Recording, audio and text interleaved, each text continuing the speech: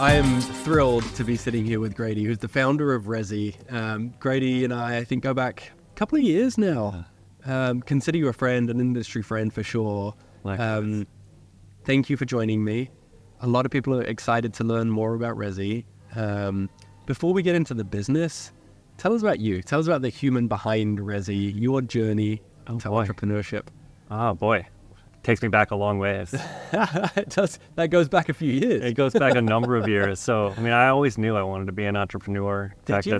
Yeah. I mean, even in college, I was able to take a different, unique approach to college in that I could pick things that I really just wanted to learn about because I didn't have to worry about a particular degree, which was absolutely a freedom that I enjoyed having. Yeah. So I could look at it as, this is my last time to learn about anything that I want and that I might find useful in life. And what a good approach. It was really, really freeing while everybody else was kind of freaking out about how they were going to turn it into a career. I kind of knew that I needed to probably go out and work for somebody for a couple of years to learn, but that ultimately I was going to try and start my own thing as soon as I could. That's awesome. It was my dad was an entrepreneur, and so I kind of, that's just the way I knew, and wanted to emulate the things about that I liked. Yeah. And he was actually in real estate development. No way. Okay. So I knew that I wanted to do something around real estate, but just like I wanted to do something that was like him, but a little bit different. Yeah. That's why I knew I'm one of the few that might be here in multifamily on purpose. Yeah. Interesting. That's really interesting background. I had no idea. Yeah. And so it's been a long journey. I had a company before I started Resi that was doing energy efficiency, renewable energy kind of consulting and putting together projects for inside properties for private ownership groups and trying to pull all together the little pieces. And we were sort of like a mini energy services company. Yeah. That was about 2009 when I first started that. And we had some successes, had some failures, had a lot to learn in growing a business and trying to bite off more than you could chew, and how to make things happen, how to sell, the importance of all of that you could have the perfect solution in the world, but if nobody knows about it, it's not happening. Yeah, it doesn't matter. Been there. I've been there. Yeah, so after kind of banging my head against the wall, realizing that it's not as easy to sell some of this stuff, and it was a tough time to sell energy services and people to buy into solar, during that crisis. So what happened to the business? Did it wind up? It just kind of wound down and stopped taking on new clients, and then I kind of shifted gears, and it started going back to all the same friends that I had made in real estate, and they gave me a shot at building some websites for them, doing some marketing for them.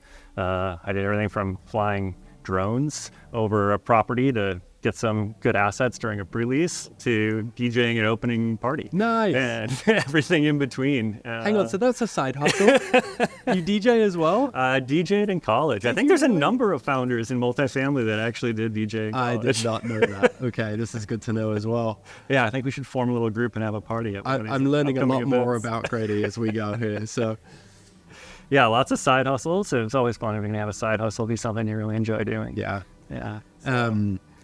If you look at all of the majorly successful entrepreneurs, they've all had something that's failed before.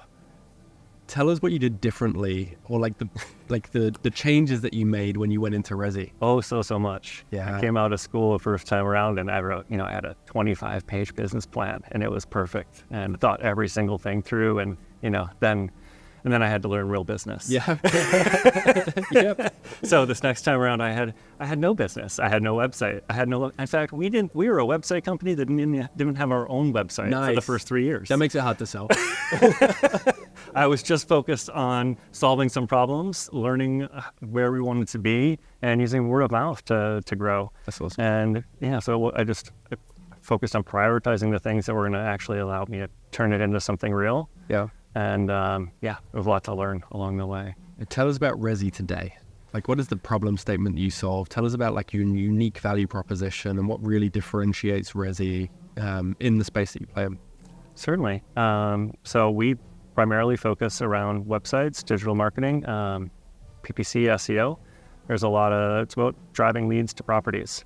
And we really focus on solving the qualification aspect of the process that we don't see most websites serving that function super well today. They sort of end up being a pass-through of this is where to go to find the information to get in touch with the property versus actually using this as how do we qualify people for this property? Is this actually going to be a good fit for you? making sure that we have a good platform to showcase all of the new digital marketing tools that are available today to a user. You're working with some notable companies. I saw a big announcement just a few days ago, I think. Looks like you're working with Hawthorne now? Yeah, we've been working with the Hawthorne team since OpTech 2 years ago when we first started our conversations, and started rolling out some of our work to their own portfolio beginning of the year, and have had some really great success working with them. They've been a fantastic team. We love working with we're working with anybody that's dedicated and wanting to make things better. They're an the user team. experience, and they really do. Yeah. They really try to put the renter first. They really put people first in general. And I knew that from the first time I started working with them. I had like some really unfortunate news on like our very first call together with them, and they just went out of their way to be like, let's just reschedule this, like take care, and like, checked in on me afterwards. It was just, went way above and beyond. That's what I would expect. And I would say, all right, this is going to be an amazing relationship. That's what gave me some really good hope. That's awesome. Innovation is just accelerating in our space. Tell us, like, what's next for Resi? Like, when you look forward 3 to 5 years, how do you picture Resi in your head? Certainly. 3 to 5 years, it's tough to nail down a timeline. So that's one thing I've definitely learned as an entrepreneur is I have grand aspirations for what I'd like to see happen in 5 years. And that's my, what do they call it? BHAG? Yeah, the big hairy. Yeah. Big hairy goals. And, so, I mean, we'd like to continue to lean more and more into the software platform that we've been building. A lot of people that do know of us for the website product that we put out, which is absolutely where we've put most of our focus in creating a way to build custom level websites and be able to push them out at a speed and a cost that's, much more affordable today. And now we're looking at how do we take the integration tools and the data analysis tools that we've been building as a part of our other services to become really a product in and of itself. And so we're going to continue to lean into that, leaning into connecting data. That ultimately we see information is so siloed today, and it becomes a very difficult problem for any size marketing team, let alone a small marketing team to try to solve. So our goal is to just continue to try to build tools that are useful for enterprise teams, small teams alike. Grady, I have a lot of respect for founders. Likewise. I mean, the amount of work that goes in, just the passion that goes into the business is just like unrivaled. But even more respect for founders that can bootstrap. That was the approach you took to Resi, and I admire it immensely. Tell us more. Tell us why. Why that approach? It's not always easy. For sure. And it's definitely not easy. We've taken a long time. There are definitely faster ways. If you want speed, that's a good reason to raise. If speed to market. And ultimately, early on, I didn't know exactly where we were going to be. It was a lot of me figuring out. Honestly, I spent probably 4 or 5 years really trying to figure out where I wanted to position us as I saw the future start to unfold.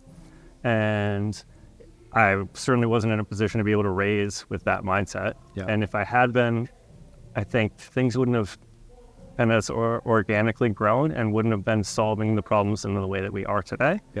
And it's kind of quicker to success or fail when you raise. And this time around, I worked so hard at it last time that I couldn't accept failure as an option. And so bootstrapping is a good approach when, it's always a good approach to be. Failure is not an option, but it's been able to be at my pace of growth, which has been important because ultimately what I've found as a founder is that it's my biggest weaknesses that are getting in the way. And it's not always easy to learn those quickly. I've definitely had to learn them a lot quicker and quicker as we've grown. I've watched the team that you've built around you, and I admire what you're doing. You've got some remarkable humans on the Resi bus. So you must be doing something right from a leadership perspective. Thank you. Finding very great people is why I feel very lucky in that, and that's continuing to grow kind of itself. Those great people continue to find more great people, and that's part of that's really become my why in an even bigger way today. Tell us more about the Y. So you have, I think, a little one on the way? I do, yeah, in January. So coming up in a few months here. And there's nothing like kicking you in the butt as a founder. No kidding. Then your time's going to really go away now. Yeah, no kidding. And so that's been definitely an impetus for a lot of the growth that we've had. I think you could probably look back in history and say like, oh, like when they decided they were going to start to maybe look to try to have a baby, you could see some quick incline, and it's been even more so since we knew, and which has been all really great. It's taught me like I need to just continue to get out of the way because I literally can't either. And lessons again to learn. Can't look back and say I wish I'd done it right because I love the journey that we've had and I love the team that we've built, and things have really kind of felt like they've fallen in place for a good reason. That's amazing. But yeah, the why is interesting. I have such great hopes for this industry, and I really see multifamily as a platform above and beyond housing and just providing housing. That I think that the impact that multifamily can have on this world is pretty huge, and that because we live and work at the intersection of so many different industries, I think we can have an impact on people and society in a really big way. And that's what I'm excited to see. That's amazing, man. Happen, and I'd love to have a part in that in some way. Super cool. UpTech. Is this not your first UpTech? My third UpTech. Yeah, first time exhibiting. Okay. Yeah. Tell us your thoughts on UpTech in general. Like we've asked everyone. For us, it's the first trade show in the budget every year. It's just they do such a great job with like the audience, the niche that is multifamily technology. Tell us your thoughts. I found each of them to be really interesting. This being my first time exhibiting, I really tried to still take the same mindset that I've come into the last two, which is I'm just going to use this as an opportunity to meet people and to learn. And I find that everyone has a pretty great mentality coming in here. We find that people are a little bit more in the like, all right, let's hunker down and learn. Yeah. Like, and I want to learn about this and learn about this, and that they kind of have a mission, even if they don't know what it is, that they kind of inherently do. Yeah. And so that it's made for a really great audience here, and why I found even the last two to be very successful in the relationships I've been able to build here. I heard Hawthorne came from UpTech 2 years ago. That's amazing. Yeah. So 2 years from now, you'll be looking back and we've got another one that's teed up from last year. Amazing. That's really great. So yeah, I found it to be a great event. Grady, thank you for taking some time to chat with us. We're cheering you on in your journey, and we're big fans of the Resi team. So. Oh, well, we're big fans of you guys as well, and congrats to you, and couldn't be more thrilled with seeing you all grow. Thank you.